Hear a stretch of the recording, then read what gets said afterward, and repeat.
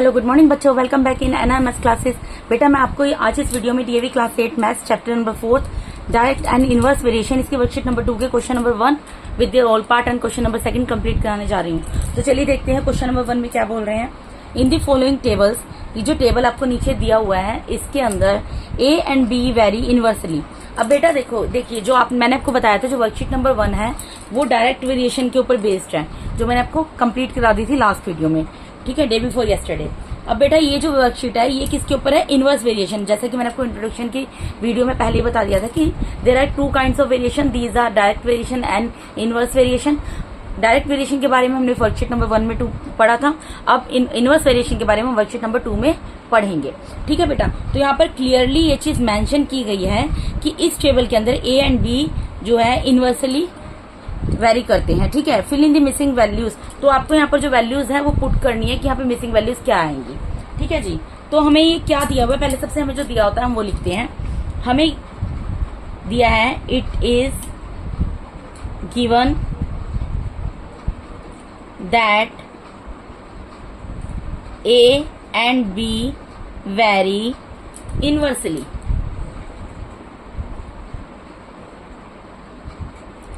ये हमें this is already given in the question, ठीक है। तो इसका मतलब क्या होगा बेटा, मैंने आपको बताया था जब इनवर्सली होता है, वेरी इनवर्सली होता है, यानी कि इनवर्स वेरिएशन की when we are talking about inverse variation, then क्या होता है, x y is equals to k where k is constant. ये मैंने आपको बोला था इफ यू रिमेम्बर, ठीक है बेटा, ये चीज मैंने आपको बोली थी। लेकिन आप यहाँ पर ये चीज देखो कि यहाँ पर एक्स एंड वाई की जगह कौन से वेरिएबल लिए गए हैं, एक्स और वाई वेरिएबल की जगह ए एंड बी लिया है। तो मैं इसको और ये भी बोल सकती हूँ, a b is equals to k constant. K क्या होता है? के वो वैल्यू होती है जो कि ए और बी को मल्टीप्लाई करके आएगी। सिंपल सी चीज आपको ये याद रखनी है। आपको बहुत इजी ट्रिक बता रही हूँ बेटा। जब हम डायरेक्ट वेरिएशन की बात करते हैं तो ए से बी को डिवाइड कर देते हैं, और जब हम इनवर्स वेरिएशन की बात करते हैं तो इन दोनों को हम मल्टीप्लाई कर लेते हैं। डिवाइड भी ऊपर से नीचे होता है और मल्टीप्लाई भी ऊपर से नीचे ही होता है। ये सिंपल सी चीज आपको याद रखनी है। तो ए मैंने यहाँ पर क्या लिख दिया, ए मल्टीप्लाई बाय बी, ठीक है। अब आप यहाँ पर ये देखो, यहाँ पर मुझे यहाँ भी फिल करना है, यहाँ भी, तो मैं इसको पी एज्यूम कर लेती हूँ और यहाँ पर इसको क्यू मान लेती हूँ। मुझे वैल्यूज निकालनी है ना बेटा, इक्वल्स टू में जो वैल्यूज आएगी वो मैं यहाँ पर पुट कर दूंगी।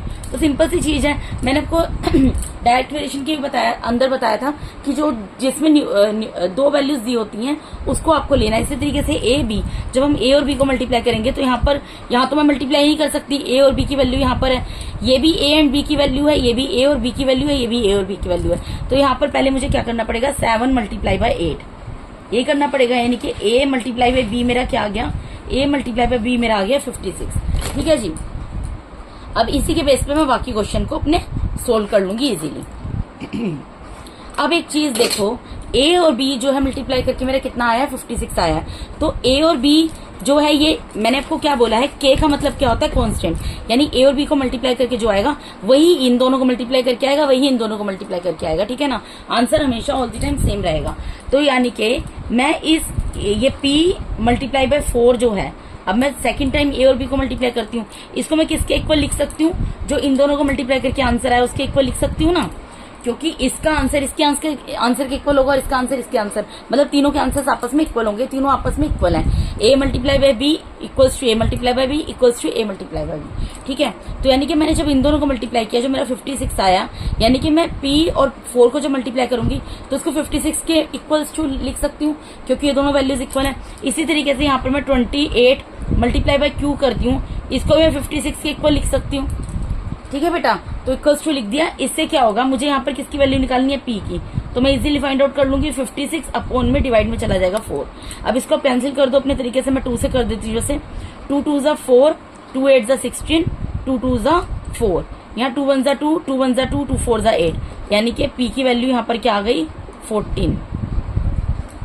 अब इस तरीके से यहाँ पर मुझे किसकी वैल्यू फाइंड आउट करनी है, q की वैल्यू फाइंड आउट करनी है। तो q is equals to 56 upon में 28, तो 28 1 जा 28, 28 2 जा 56, therefore we have got the value of 2 is equals to, sorry, q is equals to 2। तो यहाँ पर मुझे क्या है, मुझे पी की वैल्यू मिल गई 14, मैं यहाँ पे पुट कर सकती हूँ, इसकी वैल्यू आ गई 14, इसकी वैल्यू आ गई 2। अगर आप अपने आंसर को क्रॉस चेक करना चाहते हैं कि आपने ये चीज सही की है नहीं की है, मैंने आपको क्या बोला बेटा, इन दोनों को मल्टीप्लाई करो, इन दोनों को मल्टीप्लाई करो, इन दोनों को मल्टीप्लाई करो, आंसर हमेशा सेम आएगा। ठीक है, क्योंकि ये सारे इक्वल हैं। तो 7 8 जा 56 होता है, 14 4 जा कितना होता है, वो भी 56 होता है, और 28 2 जा कितना होता है, वो भी 56 होता है। तो इसका मतलब हमने ये क्वेश्चन एकदम सही सोल्व किया है। ठीक है जी, अब इससे सेकंड पार्ट मूव करते हैं। सेकंड पार्ट भी सेम ही है बेटा, बस डिजिट चेंज है और क्वेश्चन पूरा सेम है। तो इसमें भी वही लिखेंगे जो हमने पहले वाले पार्ट में लिखा है। It is given that a and b vary inversely, ये हमें दिया हुआ है। तो देयरफॉर क्या होगा, a multiply by b is equals to k, constant आ जाएगा। k क्या है, k कॉन्स्टेंट का मतलब क्या है, इनकी वैल्यू, इनका मल्टीप्लीकेशन का रिजल्ट जो हम इनको मल्टीप्लाई करके फाइंड आउट करते हैं वो हमेशा इक्वल आएगा। अब यहाँ पर दिया हुआ है 2.5 मल्टीप्लाई में 8, इन दोनों को सोल्व कर लो जी। क्या आएगा यहाँ में, अगर डेसिमल रिमूव कर दूं 10 आ जाएगा नीचे। ठीक है ना बेटा, तो ये 5 के टेबल से कैंसिल हो जाएगा, 5 5 से 25, 5 2 से 10। ठीक है, ये 2 1 से 2, 2 4 से 8, यानी कितना आ गया, 5 मल्टीप्लाई बाय 4 इक्वल्स टू 20। ठीक है, ये मैंने निकाल, इसको मैं कैंसिल कर देती हूँ, मैंने निकाल दिया 20। अब ठीक है, अब यहाँ पर मुझे वैल्यू निकालनी है इस ब्लैंक में, तो मैं इसको P लेट कर लेती हूँ और इसको Q लेट कर लेती हूँ। जो भी वैल्यूज आएंगी मैं यहाँ पर सामने पुट कर दूंगी। तो अब इसका सिंपल सी चीज है, मुझे क्या करना है, यानी कि 4 मल्टीप्लाई बाय P करना है। यहाँ पर 4 मल्टीप्लाई बाय P होगा और यहाँ पर क्या होगा, 0 डेसिमल मल्टीप्लाई बाय Q, यही करना पड़ेगा ना बेटा। जिस तरीके से मैंने 2.5 को 8 से मल्टीप्लाई किया है, रिजल्ट क्या है 20, क्योंकि दोनों वैल्यूज दी हुई थी। यहाँ पर ए की वैल्यू भी दी हुई थी, गिवन थी, और बी की भी थी, तो मैंने इन दोनों को मल्टीप्लाई करके रिजल्ट निकाल लिया। अब ये जो है, ये वाला इसका जो मल्टीप्लीकेशन का रिजल्ट है वो इसके इक्वल, इन दोनों को मल्टीप्लाई करूंगी उसके इक्वल आएगा, और इन दोनों को मल्टीप्लाई करूंगी उसके इक्वल आएगा। तो इसका मतलब यहाँ पर किसको मल्टीप्लाई करना है, 4 मल्टीप्लाई बाय P, और यहाँ पर क्या करना है, 0.5 मल्टीप्लाई बाय Q। तो इन दोनों को मल्टीप्लाई करूंगी, किसके इक्वल आएगा, जो पहले वाले कॉलम के ए और बी की वैल्यू को मल्टीप्लाई करके आया उसके इक्वल, इक्वल्स टू 20 आ गया, ये भी इक्वल्स टू 20 आएगा। ठीक है जी, आप मल्टीप्लाई कर लो। देखो यहाँ पर मुझे किसकी वैल्यू निकालनी है, यहाँ पर बेटा मुझे बेसिकली निकालनी है P की वैल्यू। तो जिसकी वैल्यू निकालनी होती है उसको वहीं रहने देते हैं।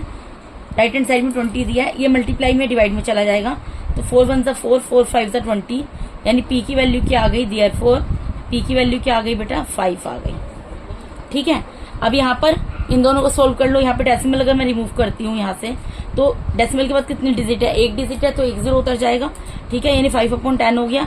मुझे किसकी वैल्यू निकालनी है, Q की निकालनी है। मैं यहाँ पर चाहूँ तो इन दोनों को कैंसिल कर सकती हूँ, मैं नहीं कर रही हूँ। आप चाहो तो यहाँ इसको कैंसिल करके 1/2 भी बना सकते हो। ठीक है, 20 इधर इक्वल्स टू में दिया है, मैं इसको मल्टीप्लाई में ले जाऊंगी। ये मल्टीप्लाई में है ना बेटा यहाँ पर, तो ये किस में जाएगा, डिवाइड में जाएगा। जब मल्टीप्लाई में होता है डिवाइड में जाता है। अब 5/10 जब डिवाइड में जाएगा तो क्या होगा, इसका रेसिप्रोकल जाएगा।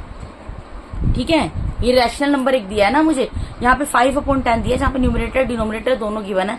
तो मल्टीप्लाई में अगर डिवाइड में लेकर जाना है तो क्या कैसे लेकर जा सकती हूँ, इसका रेसिप्रोकल करना पड़ेगा, यानी 10/5 जाएगा। यहाँ पे कैंसिल कर दो, 5 1 5, 5 4 20। तो Q कितना आ गया, 4 मल्टीप्लाई बाय 10, यानी Q की वैल्यू कितनी आ गई, Q इज इक्वल्स टू 40। ठीक है जी, ये देखिए Q इज इक्वल्स टू कितना आ गया, 40 आ गया।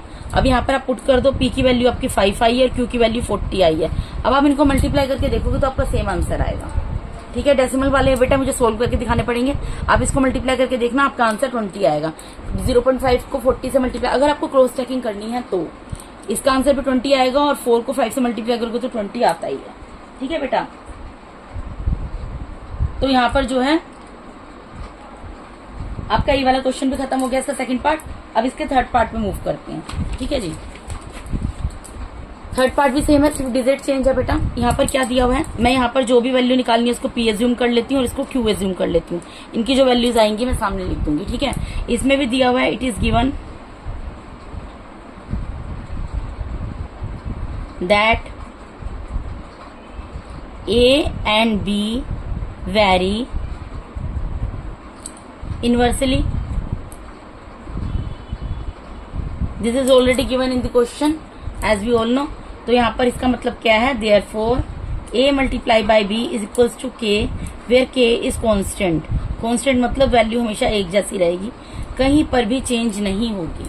ठीक है जी। तो यहाँ पर अब ये 10 और 6 पहले कॉलम में दिए, इन दोनों को मल्टीप्लाई कर लेंगे। 10 6 का कितना होता है 60 आ गया। ठीक है, अब मुझे क्या करना है, यहाँ पर p मल्टीप्लाई बाय 15 करना है, और यहाँ पर क्या करना है, यहाँ पे क्या करना है, p मल्टीप्लाई बाय 15। मैंने 10 और 6 को मल्टीप्लाई कर लिया, 60 आ गया। अब मैं p और 15 को मल्टीप्लाई करूंगी और 12 और q को मल्टीप्लाई करूंगी। इन दोनों को मैं किसके इक्वल लिख सकती हूँ, जो इन दोनों को मल्टीप्लाई करके आंसर है उसके इक्वल, यानी कि 60 के इक्वल। ठीक है जी। यहाँ मुझे किसकी वैल्यू निकालनी है, p की, यहाँ किसकी वैल्यू निकालनी है, q की। ठीक है, तो जिसकी वैल्यू निकालनी है उस वेरिएबल को वहीं रहने दो। इक्वल्स टू में 60 है, उसको एज इट इज रहने दो।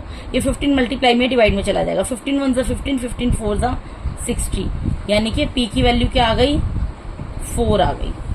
ठीक है, इसी तरीके से यहाँ पर q इज इक्वल्स टू क्या होगा, 60, 12 मल्टीप्लाई में डिवाइड में चला जाएगा।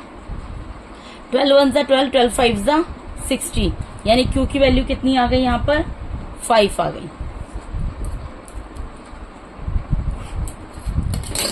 ठीक है बेटा, q की वैल्यू कितनी आ गई, 5 आ गई। तो यानी कि यहाँ पर p की वैल्यू कितनी आ गई, 4, और यहाँ q की वैल्यू कितनी आ गई, 5।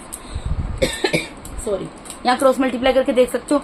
10 6 60 होता है, 4 को 15 से 15 4 भी 60 होता है, और 12 5 भी 60 होता है। आंसर सेम है। तो ये वेरी इनवर्सली जो हमें दिया हुआ था, ये इनवर्स वेरिएशन के क्वेश्चन है बेटा, क्योंकि हमें ऑलरेडी दिया हुआ है वेरी इनवर्सली मतलब इनवर्स वेरिएशन है। तो इनवर्स वेरिएशन में हमें दोनों वैल्यूज को मल्टीप्लाई करना होता है, डिवाइड नहीं करना होता। उनका आंसर जो इक्वल्स टू k होता है, वेयर k इज कांस्टेंट। तो यहाँ पर आप देख रहे हो आंसर इन सबका k ही आ रहा है, यानी कि k का मतलब कि जब मैंने इसको मल्टीप्लाई किया तब भी 60 है, इन दोनों को मल्टीप्लाई किया तब भी 60 है, और इन दोनों को मल्टीप्लाई किया तब भी 60 है। ये सब वैल्यूज किसी दी है, a की वैल्यू और b की वैल्यू है। ठीक है जी। अब इसके क्वेश्चन नंबर 2 पे मूव करते हैं। क्वेश्चन नंबर 2 देखते हैं क्या बोल रहे हैं बेटा। क्वेश्चन नंबर 2 है, the science teacher asked the students of class 8 to make a project report on pollution.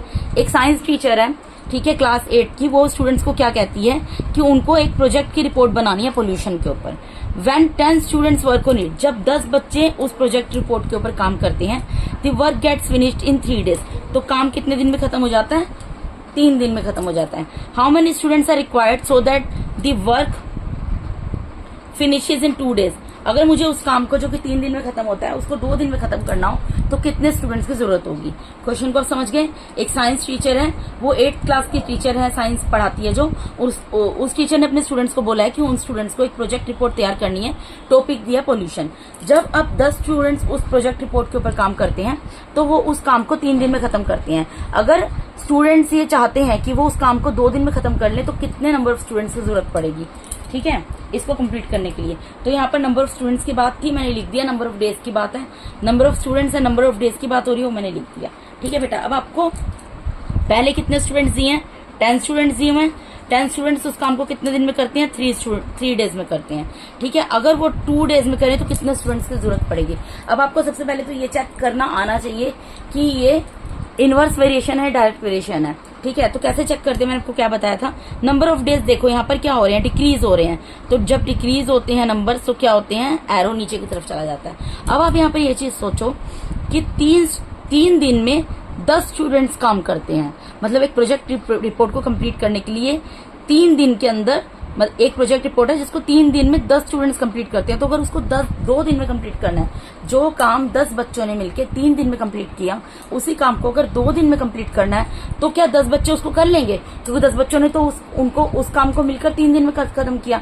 इसका मतलब नंबर ऑफ स्टूडेंट्स ज्यादा बच्चों को इकट्ठे मिलकर काम करना पड़ेगा उस प्रोजेक्ट के ऊपर, तभी वो बच्चे 3 की बजाय 2 दिन में कंप्लीट कर पाएंगे। तो यानी कि नंबर ऑफ स्टूडेंट्स यहाँ पर क्या होंगे, इंक्रीज होंगे।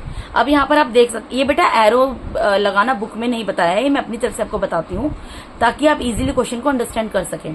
ठीक है, तो जब ये हमारे दोनों एरो अपोजिट डायरेक्शन में मूव कर रहे हो, इट मीन्स ये इनवर्स वेरिएशन होता है। ठीक है, तो इससे हमें ये चीज क्लियर हो जाती है कि इनवर्स वेरिएशन है। दूसरी चीज, अब हमें जो निकालना होता है उसको हमको कुछ एज्यूम करना पड़ता है। तो हमें निकालना क्या है, नंबर ऑफ स्टूडेंट्स निकालना है।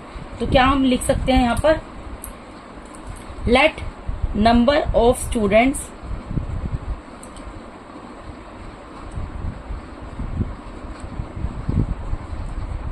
Required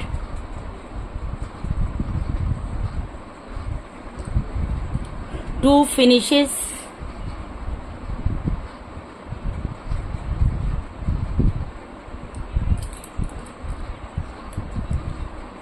the work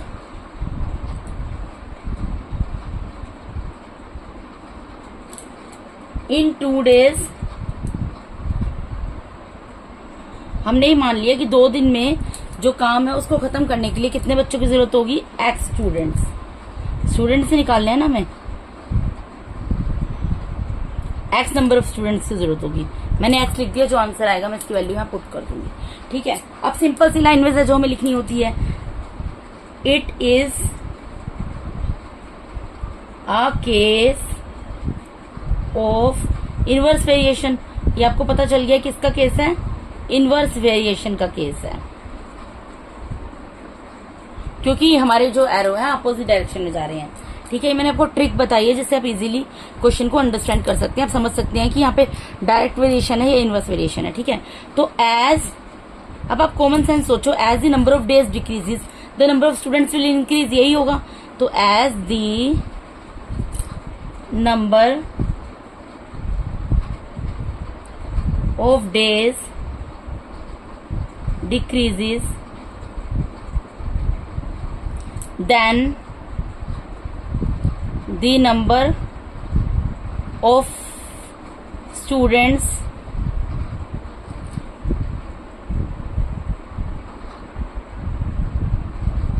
will increase, ये बढ़ जाएंगे। ठीक है बेटा, ये बढ़ जाएंगे ना, तो इसका मतलब क्या है, देयरफॉर यहाँ पर क्या है, x इंटू वाई। वहां पर मैंने a और b इसलिए लिए थे वेरिएबल बेटा, क्योंकि वहां पर a एंड b दिया हुआ था, लेकिन अब यहाँ पर तो कुछ नहीं दिया, तो मैं x और y ही लूंगी। x into y is equal to k constant, where k is constant.